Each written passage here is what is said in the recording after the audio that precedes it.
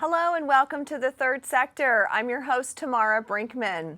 In our society, there are three sectors: the public, the private, and the nonprofit. And it's that third sector that we are here to talk about today. My guests for today's show are Jennifer Feaster, Director of Financial Administration from Boys and Girls Club of Wayne County, and Karen Hostetter, Executive Director of Cope Environmental Center. Joining me first is Jennifer Feaster from Boys and Girls Club. Jennifer, welcome to Third Sector. Hi, Tamara. Thanks for having me. Well, we're thrilled that you've taken some time to come on our little show and share with our viewers about Boys and Girls Club. You guys are a big organization, so maybe you can just start with when did it come to Richmond and then how it's webbed out to support so many different areas within our community. Absolutely. Well, we started as just the Boys Club of Richmond back in 1957. So we're going on 64 years that we've been in the community. Wow. But the Boys Club of Richmond started in the old firehouse down on 9th and E Street, just on the corner. It was just some ladies that wanted to provide some after-school programming or a place for young boys to go after school, so they weren't just running the streets. And they started just, serving some snacks and offering some programming, and they brought a pool table in so the boys had something to do. And we've just grown and grown and grown ever since. So they built the Scott Boys Club unit. I want to say about 10 years after that, they did a fundraising campaign from when they opened. That grew, and then we became the Boys and Girls Clubs of Wayne County when we added girls. We also opened several other units. We've had units all over Richmond, including in Central United Methodist Church. We've had one at Baxter Elementary. Then we built our flagship unit, which is the Richard E. Jeffers Boys and Girls Club on South L Street. And we currently have 4 units across Richmond and in Hagerstown. So across Wayne County is where our units are. We have the Jeffers unit on the south side. We have the McDaniel unit on the west side of town. And we actually just opened a brand new unit on the north side of town. That is the First Bank unit at the James M. Townsend Memorial Building. And then we also have in Hagerstown Elementary an after-school program. And we also operate a summer camp, believe it or not. We own a 160-acre camp south of Connorsville that sits on the Whitewater River.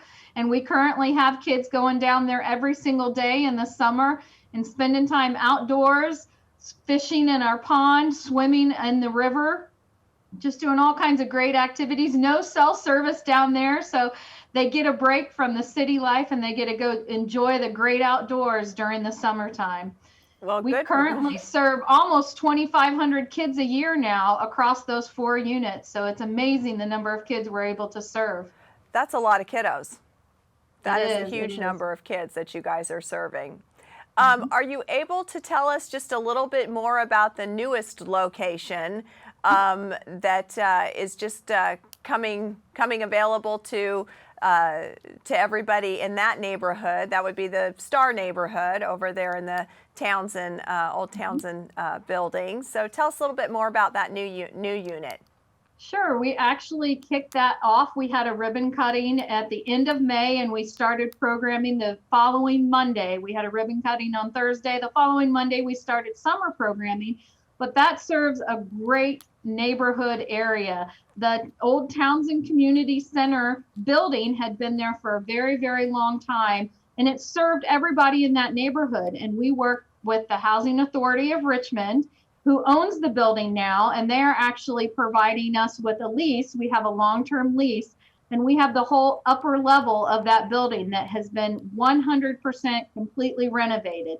New roof, new HVAC system, all new decorating inside. We threw walls up where we needed to make program space, so it was laid out like a Boys and Girls Club. So now that unit, the First Bank unit, we got some sponsorship dollars from lots of different nonprofits, corporations, United Way, Economic Development Group. Lots and lots of people came forward to help pay for our first 5 years of funding for that unit. And that is going to serve like you said, those kids in the Star neighborhood, the Vale neighborhood, all of the housing authority kids that are around that neighborhood. Crestdale School is going to be going to that unit as well too. I want to say their first week that they opened, their high for, I want to say on Friday, was 27 kids that they had, and that was just by word of mouth, and it's grown ever since then. So kids are going there this summer. We'll have full programming in the fall, and they'll be able to go to the new art room. They'll be able to go to the learning center and do their homework, the computer lab, STEM activities, a full games room, prevention programming, a full teen center is there that's going to be open for our teens, and they can go in and do some of our leadership programs and learn about giving back to the community and participate in prevention programs, and just a really good, safe place for all those kids in that neighborhood to go after school. So we're really excited about that unit opening. Yeah, it's very exciting. As you guys are continuing, you've just recently grown into that new space. What do you see as what's on the horizon for, say, the next year or so, maybe, for Boys and Girls Club? Well, I will say there's lots of things happening. We've gotten lots of federal grant funding that help us expand our services. So we've gotten some additional 21st Century Learning Center money that's going to allow us to reach out to even more kids and do after-school homework and tutoring. We're really looking at funding these different units that are in different parts of town. We're looking to bring more programs on. So we look at all the different needs of the youth and what they want to have. We actually have about 52 different programs that we operate now, and we're looking to expand on those programs.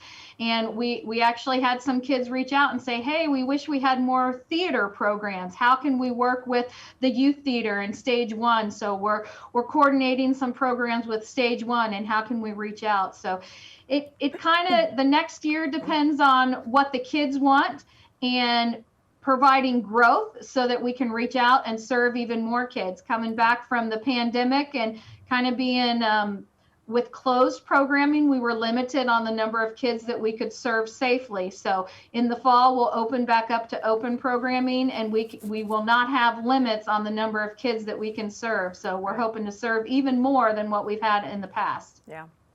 Such important work that the Boys and Girls Club does, and the programs that are provided to those across our community in Wayne County.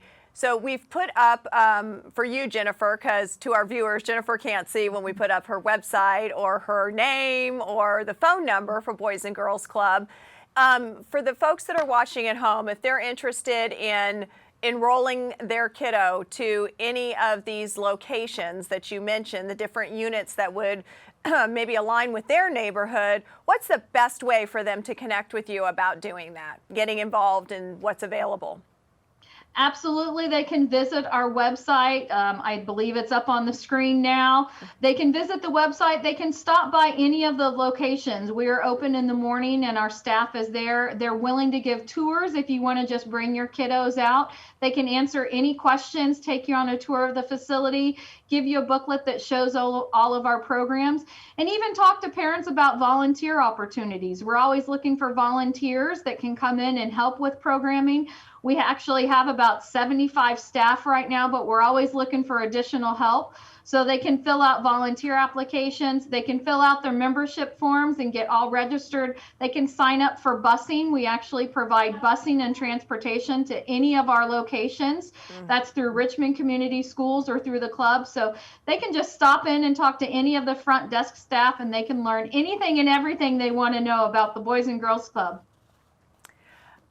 That's wonderful. So if you're looking for a place to, and your kiddo wants to get involved, you know, take a look. There's lots of wonderful things going on there. And the membership is pretty affordable, if I'm not mistaken, for the most part. It is. We take members age 6 to 18. So the youngest we take is 6 years old, but the membership fee is only $4 for a whole entire year of service. That's not per week, not per day. It's $15 for the entire year. And I will say several of our units have some great sponsorship dollars right now that there's minimum or no cost for kids to come. We will not turn anybody away. We will work with you on whatever your financial need is. So a year will get you in almost 365 days. There's a few holidays that were closed, but pretty much year round, you can come to a Boys and Girls Club unit and partake in the great programs that we have at all of them. Yeah. And it's great because that way, as a parent, you can know that if your child's participating in programming with Boys and Girls Club at any of those units, that they're safe, they're in good hands, they're with caring staff, and they're going to have fun. They're going to learn, and it's just going to be a wonderful interactive opportunity, and maybe make some new friends. For individuals that are looking to make an impact in the community, they want to get involved. And they maybe want to do that with Boys and Girls Club. What's the best way for folks to get involved? What are the needs from you guys from the community? Well, we obviously have financial needs. Our budget is about a $2.5 million budget, which is pretty small for an organization as big as what we are that supports 75 staff. But we're always looking for people to donate to our annual campaign. But we also need in-kind gifts. We're always looking for after-school supplies. So glue, paper, scissors, art room supplies, anything that we could get donated. We also have a year-round program called the Christmas Shop, and we take donations of gently used or new items, and we collect those year-round. And then in December, the kids earn Santa bucks, and they actually go shopping. It's kind of like a secret Santa program. But those kids get a shop for all of their family members, get Christmas presents for them all. They get boxed up, they get wrapped up, and the kids take home up to 6 gifts for their family members each year. And we have about 600 to 700 kids that go through that shop. So we're always looking for household items or nice gift items for both men and women that we can put in our Christmas shop. So donations of any kind, just give us a call at our main number, 765-962-6922, and ask if we're willing to take a particular donation. And most likely the answer will be yes, we'll take it. All right. Well, that's fantastic. Lots of great opportunities to volunteer, get involved, donate. As Jennifer mentioned, lots of wonderful opportunities for kiddos to participate with programming for Boys and Girls Club. As she mentioned, there's 4 units across Wayne County, so take a look and maybe see which one is in your neighborhood and that your family can take advantage of and your kids can have a good time with all the other kids there at Boys and Girls Club. Jennifer, that wraps us up with our time for today. I want to thank you for joining us and sharing what you did and all the latest and greatest about Boys and Girls Club of Wayne County and sharing, with the community, our community members, the great work that you all are doing. Absolutely. Thank you for having me. Well, we appreciate your time. When we come back, joining me next, Executive Director of Cope Environmental Center, Karen Hostetter.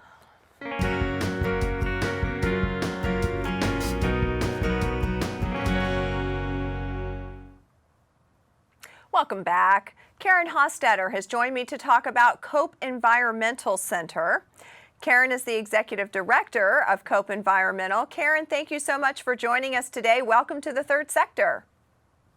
Thanks and for having us. I'm glad to be here, and thanks for having us join you. Well, I'm so happy that you agreed to come on the show and take a little bit of time to tell our audience and our viewers today about Cope Environmental. Maybe you can give us a little bit of when did Cope start here in the community? The history. It's one of those stories that I think it shows you the power that a person can have and where dreams can lead you. We started in 1992 officially, but before that, Jim Cope was a professor at Earlham. He served a lot of roles in the community.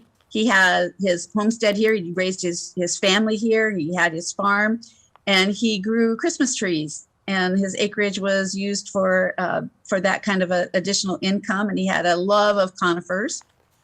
His wife taught in the community, and through some of her raising a family and her teaching, she became very interested in the idea, then very new, of sustainable living and what our impact was on the planet. And so they decided that what they wanted to do when they were no longer living there was to give their land to an environmental center. And so their dream started that, and in conversations, two other people kind of joined that movement. Francis Parks worked for Hayes Arboretum. He was the official arborist for Hayes, and he provided some financial backing. And another professor at Earlham, Gertrude Lucky Ward, she had the adjacent 70 acres to the Cope property. And so she gave her land, when she passed, she gave her land to that. So that took us from this dream of these individuals in the community to have a outdoor place for people to go, to have a place to teach something about sustainability and living, how we live our lives on the planet. Their dream and their ideas were all put together and created, like I said, in 1992, Cope Environmental Center. And we now have 130 acres with over 3 miles of trails, programming, some other things that we'll talk about. And then you mentioned, when did I come into this? It's been a great year. I actually went to college here. I went to Earlham College. I grew up in Indianapolis. So I had Jim as a professor. I knew Lucky. So there was a little bit of a connection there. And last year in June, they were looking for a new executive director and reached out to me. So in June, I moved across from the country, from Colorado in the pandemic to here, to basically an empty building. You know, I had staff that worked from home, and we started gradually coming back. But anyway, that's what got me here. And it's exciting to be at a place that is very community oriented and with such a passion for sustainable living. Well, that's fantastic that they were able to bring it back in, and that they got you to relocate all the way from, out west there in Colorado here, and that you pulled all that off during a pandemic. I mean, it was interesting. I'm sure lots of, like you said, interesting. Yep. Tell us a little bit more about the mission of Cope and the vision of Cope. Yeah. So the mission is to promote the sustainable use of the Earth's resources through education, demonstration, and research. Mm-hmm. So it's all about being sustainable in our lives. And the vision, I love the vision, is to inspire and challenge individuals and communities to achieve ecologically sustainable lifestyles to secure a sustainable future for all life on Earth. Visions are supposed to be big. That's big. And I think that one of the things, too, in terms of the history of Cope that fits into those is that in a big undertaking that the staff and the board and the community embraced was in about 2012-ish. They decided to move from this very small, from the house, actually the original, from the Cope house, mm-hmm. where they did all their programming and everything, decided, we really need more space to do what we want to do. We need more space. And we are going to embrace this totally. And we're going to create a sustainable building. And in 2016, they actually moved into their current building, which is an embodiment of that mission and vision. It is a building. It's called the Living Building Challenge initially. It's now has full living building certification. We just got that this past month. So it's an international program that says everything we've done, from the materials used to our footprint on the land to the kinds of environment that people work in this building, it's all geared toward being person friendly and planet friendly. So if you think from the humble beginnings in a little house to where we are now, it's been a fantastic journey, and I was able to enter that at a great time, and it's so focused on mission and vision. Wow. Appreciate hearing some of that history. Question about, so as we think about Cope and the work that you do, and the support and the impact you have on the community in Wayne County, what would you say, what is Cope's impact to the community, and what would happen if Cope weren't in our community? Yeah, I think that one of the greatest things that we offer is a chance for people to be outside in a very welcoming place. So we have the 130 acres with trails that are open dawn to dusk. Come out, explore them, enjoy them. Have fun, ask questions, take pictures, enjoy your family, all of that. Just a very welcoming, open place to be. And I think that while there's always been research about that, I think this past year showed how much people needed that kind of space when other doors are shut to us. That became an essential kind of wholesome soul type environment that people wanted to find and needed to be in. And we're here for that all the time, not just when the world is shut down, but we're always here for that. So, I mean, so that would be something people would lose. If it weren't here, you would lose that. Because we also do programs in general about nature education, and then also work to help people learn how they can live more sustainably on the earth. That's another thing. You would losing that kind of resource and passion wouldn't be here. There are lots of places you can learn about nature, but you get to do it here with knowledge people in the outdoors. And like I say, the whole, you need it want an idea about how to live more sustainably, ask us. You want your business to be more green, ask us. I mean, we're a resource for that kind of information for people in a very practical sense. Well, I had never thought about that that the business community could reach out to you for help or guidance to be more sustainable. Do you get much of that from our small businesses, or what might that even look like? So I'm a small business owner and I'm watching this episode and I'm like, I want to be more sustainable. I wonder what that means. So we do have some. We just had a gentleman in yesterday who works for one of the senior centers here in town who said, we want to do recycling. How do we do that? Right. And so he came out here to get that information. He wanted to see some of our benches out in the park on the property that were made from recycled bottle caps. And he wanted to see that. And we talked about how do you go about that and how do you set up what can be recycled and how can you go about creating that within your center. I talked the other day to a business who works with putting up the solar panel arrays out throughout the city and out in the country areas around, about the whole idea of planting pollinator gardens in the arrays in the spaces between the panels in the arrays, that there's such a need for pollinator plants, and that's land that right now you're trying to find somebody to mow. If you plant them to pollinators, you don't have to mow, you make it pretty, you help pollinators. So those are a couple of things that can be done.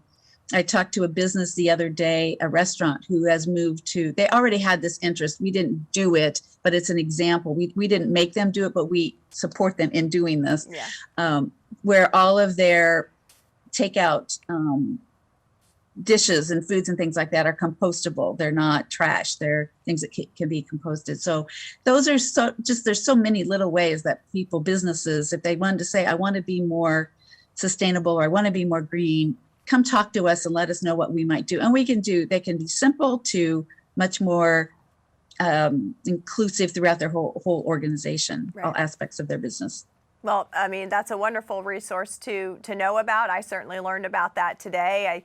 I think for me, I haven't, been in the community all that long, but in my time, I think of Cope, it's beautiful. I've been out there. I've not utilized the trails, but I do just think of it as a space of outdoor and maybe outdoor education. I didn't think so much of a resource to help guide our community really with their desire to be more sustainable and to implement things like recycling and to start to try to just be more mindful of our planet and our own community and the impact all that we do and we all have, on it. So I think that's very exciting. You mentioned that you guys have some programs. Are there any that you'd like to touch on or highlight that are sort of your flagship programs, or if you will? I think that, I think there's a couple of things. I mean, in general, our programs for kids, which happen, right now, summer camp and other times of the year. We have programs for kids all the time, year round. That's something. They come out, they're outdoors, they have a good time. Another program that we have for adults that goes throughout the year is called Sustainable and Attainable. And it is an opportunity for adults to come and learn about other ways to be more sustainable in their living at their own, in their own families. Sometimes it's a big idea from, how you're going to switch to solar power, and other times it's simple, like, how do you create a worm bin? So we cover all kinds of things, or how do you navigate the world of light bulbs right now? There's so many different kinds of light bulbs, and how do you navigate that world? So it's very practical kinds of things to homeowner kinds of things. Yeah. So I think those are two things. I think the programs for kids, and then our focus on sustainable and attainable. Well, that's great. So if people are interested, they want to get more involved, they want to come out and learn more about what might be at COPE for them as an individual, or with their family, or for their kids. We have, during the course of our chat here, been putting up the website, what Facebook page as well. Is there a preferred method for people to connect with you in terms of getting more information? I say that of those options, if they go to the website and use Contact Us, that they can send any question, they can send any need, they can send any idea, they can send anything to us. It comes right directly to all the staff, and so they'll get a response right away. That's probably the quickest, easiest way to reach out to us. Well, that's good to know. So if people want to volunteer their time, or just get to know a little bit more information, take a look at that website. Yep. And feel free to, like she said, there's the connect for the contact for the email to connect with them. And we're coming to a close with our time today, Karen, but I do want to thank you for the time that you took to share with the viewers today and our audience about COPE Environmental and the exciting things that are going on there, and the work that happens, and how everybody can get involved. And if you want to get more sustainable in your life and be a little bit more green, we'll connect with COPE. And go for it. Yeah, they're there. They're going to help you out with all of those wonderful things. Definitely. So, yay. And we're always in need of volunteers. You mentioned that. So we have lots of volunteer opportunities. So you can use that, Contact Us, and we'll send you volunteer information. That's perfect, because lots of people in this community like to get out there and volunteer and help our community out and make sure it's beautiful for all of us as we live here on the day-to-day. So thank you, Karen. As we wrap up this episode of The Third Sector, I'd like to take a moment to thank my guests, Jennifer Feaster, Director of Financial Administration for Boys and Girls Club of Wayne County, and Karen Hostetter, Executive Director for COPE Environmental Center. Thank you so much to them for sharing with the community and with your viewers today the great work that they do in our community. Stay well, and see you next time on The Third Sector.